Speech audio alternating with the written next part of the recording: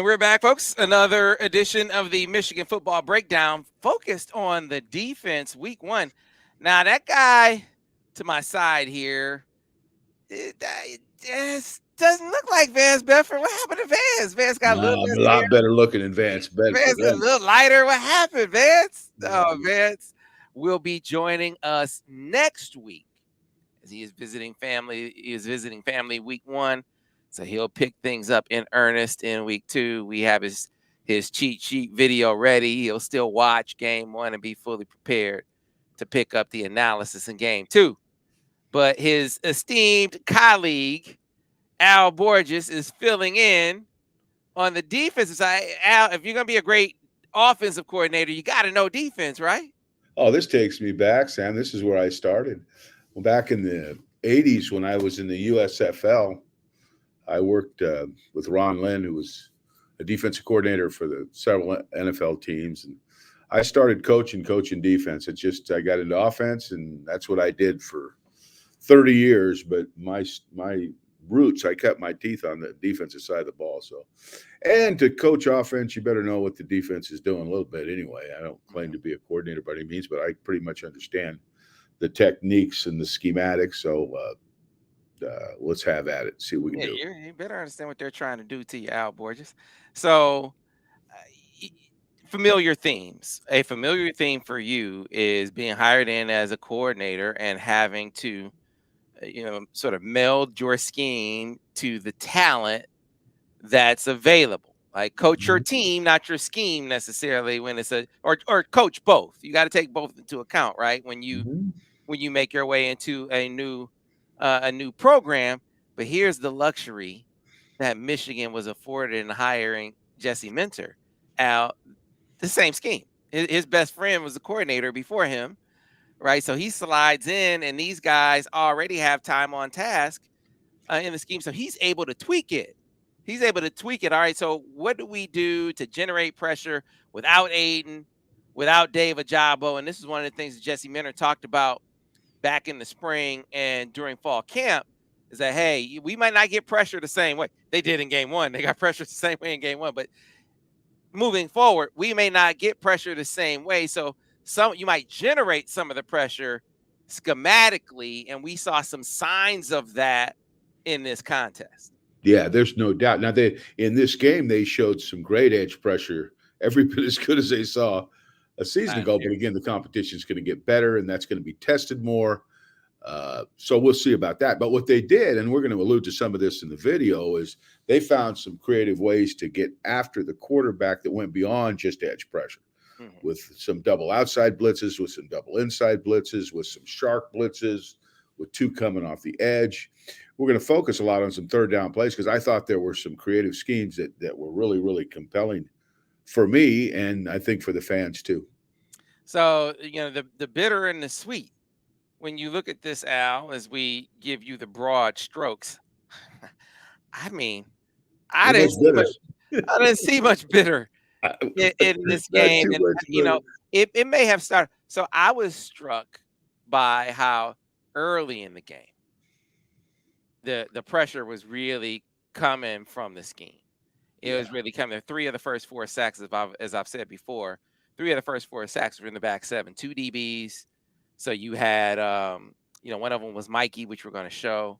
Mikey St. Ristel got one. I think R.J. Moten got one, and then I think the next one was Khalil Mullings, maybe, who got in, or maybe it was R.J. Maybe it was Barrett. Maybe it was Mike Barrett. Anyway, 3 of the first 4 sacks came from the back 7, and then after that, Al, it was released the Hounds. But like I said in the intro, you saw a guy who's coming in, and these dudes really dialed in already to what he wants to do. Because I saw very few assignment busts, whether it be up front or in the back. So there were a couple, but in the first game, I think that's pretty impressive. Yeah, I thought it was pretty darn good too. But it gives you an idea how creative some of the pressures were, because they weren't necessarily, the sacks weren't coming from down linemen, and even in some instances not linebackers. So that tells you that they were finding ways to free up their safeties / nickel backs to get in the backfield and get after the quarterback. And there's some plays that aren't sacks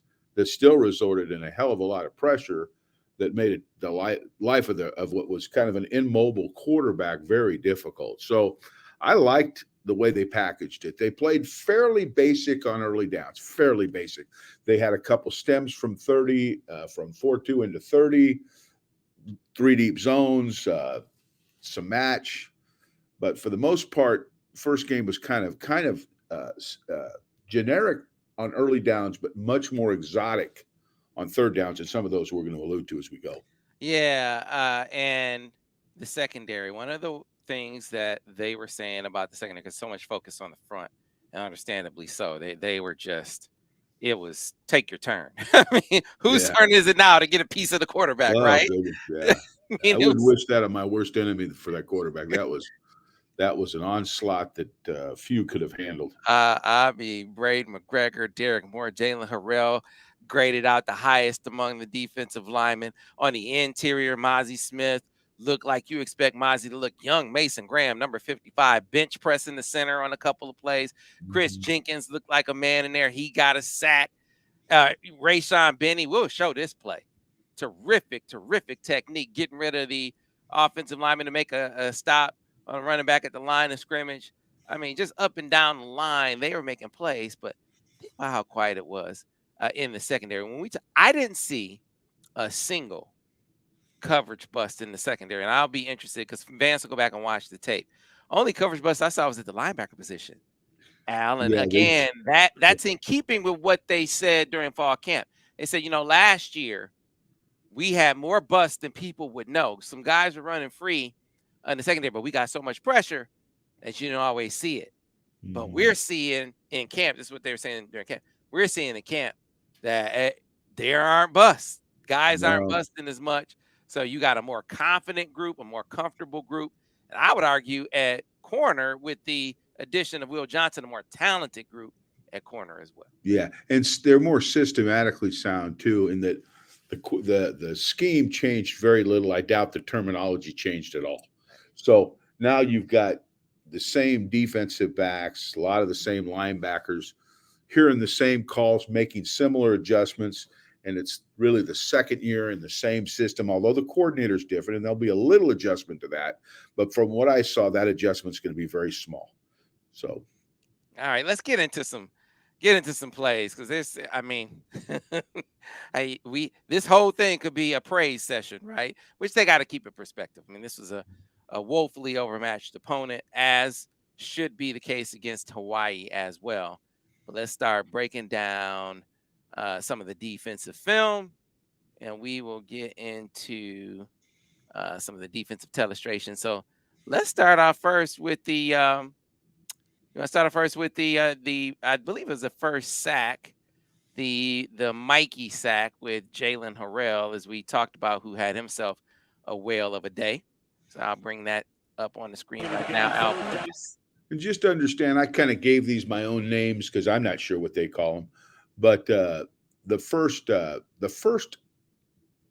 sack came from the edge. Okay, what they did here is they walked Taylor Upshaw up on the center to try and pull him to the left. Okay, so that now that left only two blockers to the right, created the illusion of three men coming off the edge, but in fact I believe Colson, number 25, Mm-hmm. he has the running back man to man, although he appears to be rushing the passer. So he has to be accounted for by the protection. Okay. Uh, on the bottom of the screen, I believe that's Moore, right? Number 8, I believe, is coming off the edge the other way with Harold. Moten's coming off the Moten, I'm edge. sorry. Yep. Moten's coming off the edge with Harrell, and they got enough to handle that because Upshaw's going to bail. Okay, after he attracts the turn of the center to get the numbers good to the right in terms of blockers versus rushers, he bails. Okay, so he's gonna bail out, and then they're going to bring what is in essence the appearance of a six-man pressure, but in fact it's really a five-man pressure because Colson is not blitzing; he just looks like he is. They're zeroed up on the back end, so the pressure's got to get there. Okay, he can't have a lot of time to throw, which he doesn't. Yeah, I'm And I trying to think remember. You remember a lot of zero blitzes last I'm year? I sorry. mean, I'm this was This was interesting. This was Yeah, aggressive in week yeah, one. we may have seen more in this game than we saw last year. But some coordinators don't mind it, and if you're getting the pressure, and a lot of these I could have been covered on the back end, and it wasn't going to be a complete pass because they were so much up the quarterback's butt that there was no chance to see it get a look. So, but that's basically I think what they're trying to do here is pull the center left, bring two off the edge, play zero coverage, and just get there before he gets a chance to see a throw. So for those who are following trying to the dots are coverage, the solids Mhm. are rush. Solids are rush, or in Correct. The this case, dots are spot. coverage guys. Yeah, But yeah, again, the whole idea, I think, was to get that center to turn left so they could maximize the numbers advantage to the right. gotcha. And I'm just explaining that because Vance is a little different with how he uses his diagram. So I wanted to give you a little key there. You said the pressure's got to get there, Alan. Yeah, Pressure. what sure as heck did. I mean, it's coming from everywhere. It's Yeah. coming right. The center ended up taking up Shaw and leaving the edge guy to the right free, which again fenced in the blitz. And when you fence in the blitz and give the quarterback nowhere to go, what you're seeing there, you can see what happened. All right, Of Al. course, So the wind's all now, over the place. yeah, I mean, this was a clinic. This was a clinic. All right. So, um, another big play in early in the game was the interception, which pressure, as they say, bus spikes. This is Braden McGregor coming off the edge. Another instance where, boy, I didn't see a lot of. another instance where pressure is the best friend of the secondary. This No time, question. forcing a turnover. Yeah. Here's an instance now where Rob Moore basically steals the quarterback's eyes. Okay, they're in a one high look with just a four-man pass rush. It's 2nd and 8, so they're in base personnel. Okay, but there's just nobody really to throw the ball to. Okay, and the quarterback is pushed back up into the pocket and ends up tipping his intentions. Moore watches him the whole time and jumps in front of the throw. I think you'll see that. There's nothing real fancy about the scheme here. This is not an exotic blitz.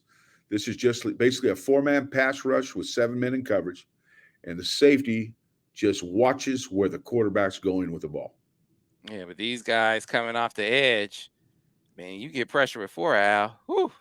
Yeah, And that's what they did with this on this play. Braden McGregor, I think they got pressure on both edges. He steps up and he lost track of where Rob Moore was. And like you said, eyes got stolen. yeah, you can see now as he steps forward, the safety steals his aerial, and by that I mean he watches his helmet, he sees where the ball's going, and he gets a jump on the throw. You see it real well from here. Really well done. You can see he's staring at quarterback all the way. Quarterback feels that pressure, so he can't look anybody off, Sam. He's got to get to somebody now. He's not thinking about, I'll look here and throw here. He doesn't have time to go through all that mechanic. And you can see right there, his eyes are right on where the quarterback's going with the ball, and the quarterback can't finesse him in any way, shape, or form. So he basically throws the ball right to him. Yes, sir. All right.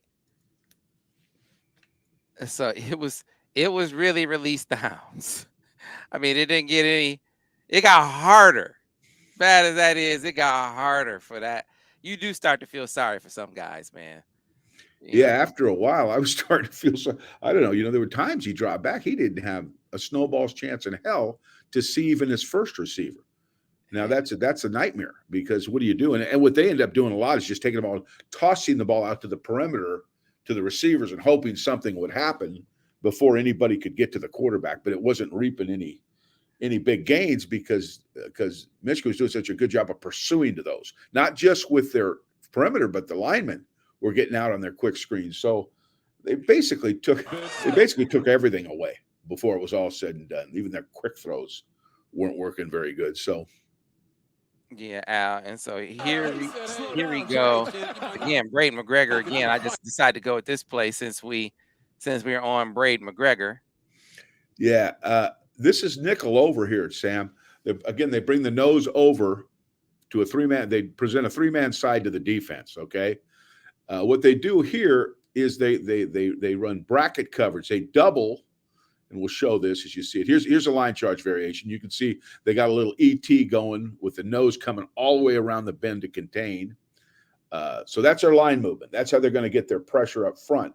Now, how they're going to cover is they're going to double the X receiver with a technique you call bracket. And bracket, one guy basically plays outside the receiver, and the other guy plays inside technique on the receiver and kind of reads how he's going to break. They're bracketing the X receiver, the split in, whatever you want to call him, and they're bracketing the slot, the bottom guy. You can see that again. The nickel is playing him outside position. The safety's playing him inside position, and you can't see him on the screen, but the corner on the bottom is singled up on the flanker or the Z receiver. So you're doubling the X and the Z, creating some movement up front to get your rush, and just locking the two linebackers on the tight end and the backs. Okay. Here's a time when McGregor simply just runs through a chip block. Okay. I don't know what to tell you. All I can do is put two guys on you. I can't put three on you. So two got to be able to block it. Well, hell, he doesn't care. We can put five guys out there. He goes right through this thing and just Braden. If you ever see Braden off the field, he looks like Aiden. Like they literally look like brothers. Same size, same facial similarities, same hair color. You look at him in high school, both guys were multi-sport athletes playing lacrosse and schools. A lot of schools like both of them as tight ends, right? Clemson wanted Braden McGregor as a tight end. There's so many similarities. And for one game, Al, one game, he looked like Aiden. Now we don't know, jury said I'm not anointing him. But the quarterback actually gets out of this mess. Don't ask me how. But he got out and ran the ball for a few yards. But the design was, this is just the inability to make a play when you had a chance to. But the design was excellent by the coordinator. The coverage was good. This was just should have finished the play with a sack, because it really should have been a sack. But I just thought it was a compelling play because of the coverage and because of the defensive end's ability to avoid two blockers. Yeah, and another time where they get pressure with just four, Al. I mean, that's a luxury if you can get that done. Yeah. And so they were able to do that again. This happened a number of times. Right, we could do 20 clips like that. Sure, you could. Yeah, we could have made this a 3-hour session on just how to pass rush with your front four. Right. Never mind the blitzes, But all right, let's go to. All right, Al, let me get the sound off here. This was that early, that 4th and 7 in the third quarter, that was returned for a touchdown. Okay. Earlier we saw a blitz with both guys coming off the edge. I call it a double dog. And again, everybody uses different terms. This is what I would call a double cat, where now instead of the guys coming off the edges, they're coming inside the B gaps. Okay. Again, it's a 6-man pressure. The stand-ups are going to contain the quarterback and try and fence in the blitz. The two inside guys are, I believe they're nickel guys, are going to blitz the B gaps. Now, the defensive tackles are going to create a cavity for those blitzes by kind of pinching inside, So it's the job of the edge guys to fence it in or contain it. It's the job of the blitzers to provide the pressure that makes it tough for the quarterback to see and make the throw and step into the throw. The coverage is, again, zero. They're zero. Again, and I think you're right, Sam. I don't think I saw this many zero blitzes all year. But right now, Michigan is a little indiscriminate. They're winning, and the Sharks are in the water. There's blood in the water, and the Sharks are going after it, okay? And so at 12:28 of the third quarter and 4th down and 7, I still can't figure out why they went for this. But, to each his own, I guess. But it didn't pay off very well. No, it did not. Really, really paid for this one. And you can see the right end beats his man. It's basically what is in essence is kind of a strip sack. Yeah, it should have been a sack. Mike Morris got robbed. And DJ Turner reaped the benefits of the heat. Yeah, he did. Yeah, Whew. this was an ongoing Yeah, Jesse mentions I narrative. don't care. Yeah, You're bringing the house. yeah. All right, Al. We have one more in the telestration package this week. Shark cover 2. I put this on there because on offense, this thing's a pain in the butt. Okay, not to say the others weren't, but this one, has been around for a while, and we always had to spend a considerable amount of time picking this blitz up so the quarterback didn't get creamed in a game. Shark 2-3 from a 3-4 look now. This is the first time we've shown a pressure from a 3-4 look. What they're going to do is bring both the linebacker and the safety off the edge to the right and basically slant the front to the left. Okay, the nose guard will do what we call a long stick. He will come across the guard. It'll be a long slant rather than a spike, which is just going one gap. He's going all the way to A gap. Now, why is he doing that? He's doing that so he can provide a nice big edge for those two to come off the corner. Okay. Now, because there's two guys coming off the corner to compensate for that, they will roll that corner up into the flat so you can't make a quick hot throw, where the quarterback sees it and somebody's shooting. If I'll just give him the ball, well, you can't. You do that, he's going to get earholed by the rolled up corner. And the safety in turn will blow over the top and take half the field just to cover for that corner playing in the flat. On the backside, you got what is in essence kind of a cover 2 with the backside corner now playing half the field and the linebacker playing the flat. It's a 5-man pressure with a zone defense. Okay, the two linebackers are to drop into the hook to curl areas.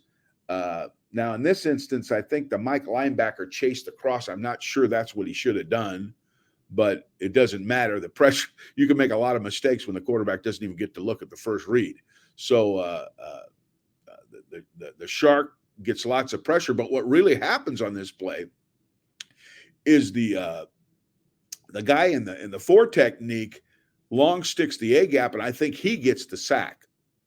So as you let it play, you can see that kind of pressure just not necessarily the blitzer's going to get him all the time. Sometimes they're so concerned about getting the front block, they'll block the blitzers and leave the defensive lineman. And you can see there that this is a great look at it right here. He just blows through the right guard, straight to the quarterback. The edge fences in the blitz, fences in the quarterback with the blitz, and he can't step up, he can't go sideways, he can't do anything. Yeah. Whew is all I can say, Al Borges. That was a clinic, as Well, they we say. didn't show half of them, Sam, because there's more, Yeah, that But was a clinic, as they say. So, grades. I think I could grade this one for you, Al. A's across the board, right? I mean, is it fair to say? yeah, I don't think anybody played bad. I mean, that I could see the secondary was on point for game 1. Very few coverage busts. The tackling was pretty solid. Had a couple of missed. It wasn't perfect. It was pretty doggone solid. The front was what I was, and that was what we wanted to see, right, Sam? We wanted to see if they could, at least for the first game, because there's a lot more tests ahead that'll be a lot tougher. We know that. But at least for the first game, could they fill those gaps they lost, particularly on the edge? Because the edge last year was so imposing in so many games and made so many differences in games. And so far, so good, and add to that a couple of really cool exotic blitzes. So if for some reason your edges aren't getting the pressure you'd hope, they have an answer to still get pressure. And as long as the secondary can hold up, I think they got a good future. I think this defense is going to be good. They'll be, again, because there's some new guys with more formidable opponents, it'll get a little tougher. But the nice thing is those opponents don't come for a few games, so they can kind of iron out some of the wrinkles before they see them. Yeah. Interesting. This game shouldn't be any more of a test than the one last week. When you play squads like this, you got some fans who say, "Well, what do you get out of this? What do you?" what do you get out of this as a team playing against JV squads?